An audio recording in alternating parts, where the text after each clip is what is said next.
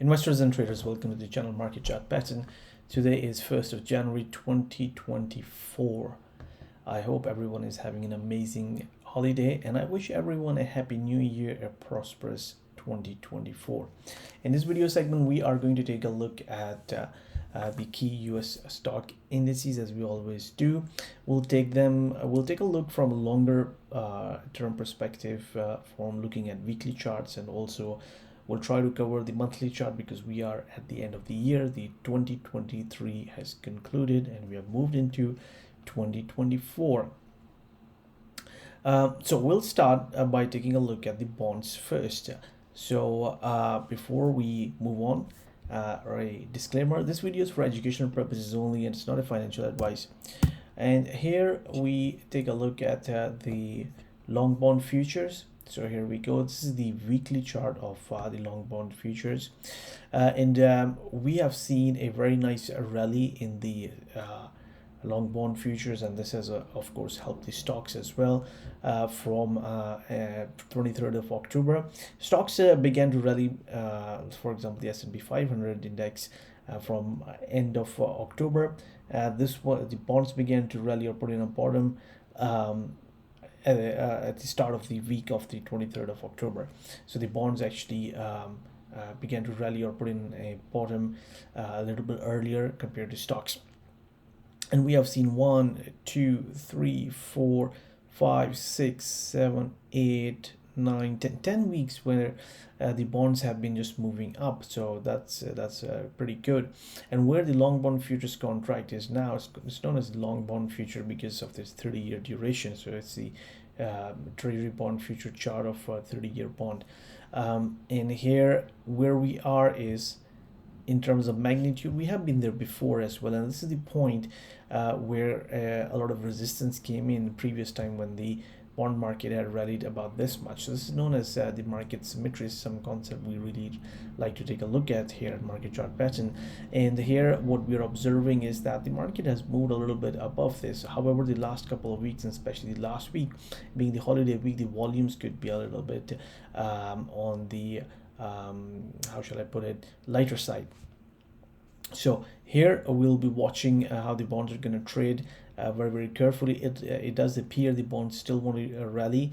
The 78.6% Fibonacci retracement is around 128.18, and eventually I think it's just going to go and test the 133 level again, and that's where it's going to be a really good test, whether it's able to take these swing highs out or whether it is the point where after rallying for a few months the market begins to go into some resistance, stronger resistance I mean. Okay, so let's take a look at the 10-year treasury note futures. Okay, so similar kind of pattern formation. Here we have seen a nice bottom come in on 23rd of October 2023. The market has been rallying, and here again from a market symmetry perspective, look this much, how much it had rallied before, again this time as well, and what it is doing right now is it is right there right now pretty much. And last week being the holiday week with lighter volume, this week is really key starting 2024. It has appeared just like the treasury bond futures. It wants to go to 78.6% Fibonacci retracement around 114.18 and eventually go and test these highs out around 116, 117 handle. Okay, while we are taking a look at that, let's also take a look at the US dollar. So this is the weekly chart of the US dollar. This is the dollar index. It is a basket of different currencies. About, I believe, about 52 or 53% of the dollar index is euro, USD. So it's basically the euro currency versus the dollar. So that could be used as a proxy as well. And here we had identified this region or this zone where the market could pull back into, and this is what we have seen last Friday. Came and really touch here at the top boundary of this, and this is really this gap around here from the body of this candle to the wick of this candle. This is the gap, and just below the 78.6% Fibonacci retracement. In fact, it just closed above that. And if we just take a look at this trend line as well just joining this bottom with this bottom. And here the price is also pretty much there. Maybe that trend line might hold. We'll have to wait and see how the next week's candle is going to close. But what I'm trying to say is that we really need a clean break of this 99 level to the downside to see a further weakness in the US dollar, especially last week on last Friday. If you're watching the price action in one of the currencies or in the dollar, the strength in dollar came in last Friday, and again, that being the last trading day of the year, one has to be a little bit careful, but this is going to be really key. And the other thing is, after finding support right from the 61.9% Fibonacci retracement, we have got the 200-week moving average just also hovering around that region. So that is another thing to keep in mind. Again, we will have to wait and see whether some further strength in US dollar might come in, or whether it will just continue to move downside and break below this $99.99 mark, which is really the clean break that we want to see, where we could have an ABCD price pattern to the downside. But for now, it's really moved into this zone that we were looking for and waiting for that price action. Let's take a look at the SPX. So this is the weekly chart of the S&P 500. This is the cash index. This is something which we like to use for longer term analysis, and so far it has held this trend line really beautifully. So one time, two times, three times, it just pulled back really nicely into it at the end of October last year in 2023. Difficult to say last year, but today is the first day of 2024. And here what we were looking for was a expansion of this BC swing around 1.27 to around 47.50. This is what we have seen thus far. Key to note is that it has not been able to take out the highs which were put in towards the end of December 2021 and the beginning of 2022, but in the futures it has done that. We'll take a look at that in a little bit. We have this one-to-one price action ABCD pattern completing a little bit higher, so 49.20 is something perhaps also achievable. But last week being a week with lighter volume, we have seen a really range-bound trading in this market. Let's actually move into by taking a look at the ES contract. So this is the weekly chart of the S&P 500 E-mini futures contract.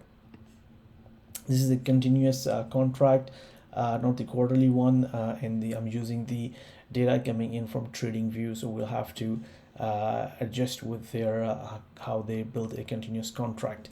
And again, here what we can see clearly is that it has actually taken out the highs from the 3rd of January 2022, and just like the S&P 500 cash index, this trend line has been held here, and it moved to the expansion 1.272 of this swing here. Let me try drawing it for you.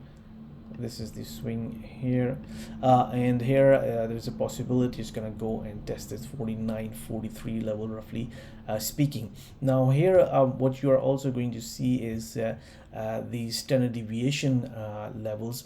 So the way this is working is, I will do another video about how I'm actually working and calculating these levels, but what it means is that the S&P is expected to move over the course of next trading week about 83 points, and if you add or subtract that 83 points from last week's close, we get these levels.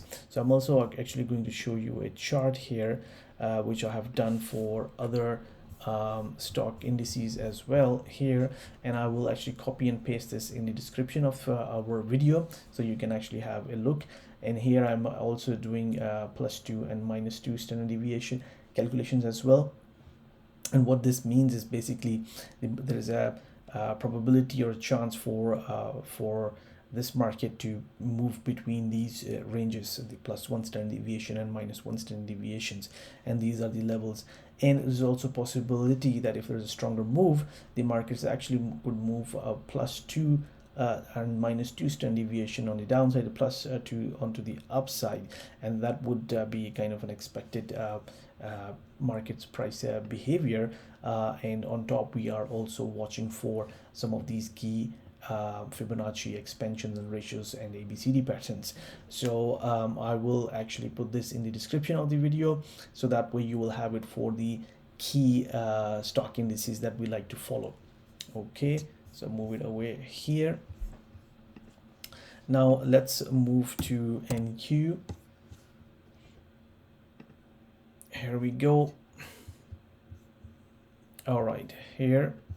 So for the NQs, one thing I note is that yes, I think I've got the correct standard deviation levels written here as well. So next week, at the end of the week, when we'll do the video evaluation, we'll actually refer to these standard deviation levels and see how the market respected these levels and whether it moved within these expected ranges, which we forecasted using actually the VIX index. Now here what we are looking at is we had a really nice beautiful one-to-one price projection ABCD towards the end of October 2023 last year, and we have had a fantastic rally moving up. And what it has done is it's moving now, pretty much reaching the 1.618 expansion of this entire swing from this high to this low. So that's actually fantastic, and these are the standard deviation levels that we are watching. Again, the last week being really light on the volume side of things. There was quite a lot of sideways trading action, price action, and this is why we see here this kind of candle. So we'll have to wait and see how the next week is going to unfold for the tech stocks. So that's going to be pretty key. Also, what I have a little chart of these are the most actively traded stocks on the Nasdaq on last trading day. Excuse me, it wasn't the 31st of December, it was I believe 27th of December, which was the last trading day, but I've just put in the last calendar day here, but that was the last trading day. And I have sorted these out in terms of the price change in terms of percentage. These were the most actively traded stocks on the Nasdaq exchange. We could also sort them by volume, but here the key thing to take a note of is we had seen some sell-off in the QQQ, and then the SQQQ being bought here. And look at the volume here. Look at the volume of TQQQ. And also another thing to note is the SOX semiconductors. They had decent volume here, and also something which I think as a separate segment we should begin to take a look at the semiconductors and the key stocks such as the AMD, which had seen less than a percentage of some profit taking perhaps in the stock. I will put this in the description if I can. Okay, so let's move on to YM. So here we go in YM. This is the E-mini future of Dow Jones Industrial, and here we are looking at the weekly chart. So this one is really interesting. The reason is that because the market is really completing this one-to-one price projection ABCD. I haven't marked this as ABCD, but these blue lines is actually where it is. It's very close to that level, and also this is one index which has already reached the 1.618 expansion of this swing. So it will be key to watch how this is going to trade over the course of next trading week, and whether because of it's so close to completing these patterns, and we like to take a look at these patterns, how the week is going to close is going to be something really interesting to see. And these are the standard deviation levels, and when we'll do a weekly evaluation video, we'll take a look at how the market had done in terms of the trading price range against the standard deviations. So here, this is the chart of E-mini Russell 2000. These are small cap stocks, and of course with the pivot of Federal Reserve in terms of the rates, we have seen a sharp rally in these stocks, breaking out of this range right at the 50% level. And here last week again, light trading volume. We have seen buyers and sellers and really fight out with each other, and we have a candle from a candlestick perspective, which is known as doji, which really means indecision. So again, next trading week is really key for this index as well, and these are the standard deviation levels. While we are here, let's actually quickly take a look at this is the yearly chart. It's not something which we take a look at quite frequently, and the reason is that these are really long-term charts in the yearly chart, and because we're at the end of or starting 2024, this is the reason we are taking a look at that. And what we can see is that the year 2023 was in fact an inside year. So this is a bearish bar for the 2022 and the 2023. Again, held the lows around here, and it has been a inside bar thus far. Let's take a look at some of the other indices. Let me actually quickly do that. Let me expand this. We'll take a look at the NQs. This is the yearly chart of the NQ. And here what we can see is that where this bottom came in 2022, that's 61.8% Fibonacci retracement plus a 38.2% retracement from all the way back here when the bottom was put in sometime in 2002, 2003. And here this is an outside bar because it is taking out the highs from here. This year, of course, 2022 and also 2021. So the tech seems to be pretty strong because they had a strong yearly close. And if we just take a look at the YM, which is the Dow Jones, and look at this one, Dow Jones has been a very strong, in fact, because it's just taking out the highs of 2022 in 2023 by a fair amount, and closing right at the highs of this bar. And in terms of SPX, so I'm looking at the cash index now, the XPX here also pretty strong, but not able to take out the highs of 2022, whereas Dow did and actually closed at the highs as well. So something to note, these are really long-term charts which we only try to take a look at for really long-term analysis, and especially when we are towards the end of the year and starting a new calendar year and a trading year. So I hope you find this video of educational value, and if you do, and if you like our technical analysis, then please do think about subscribing to the channel. And if you like the video how we do the technical analysis, then please do click the like button. That's an indication for me that people actually find my videos of educational value, and that's a big thing for me. It just encourages me to keep on doing more videos for you guys, keep on bringing more content for you guys. So thank you very much for watching the video. I wish you good luck and good trading and a fantastic week next week. Speak soon. Good luck and good trading.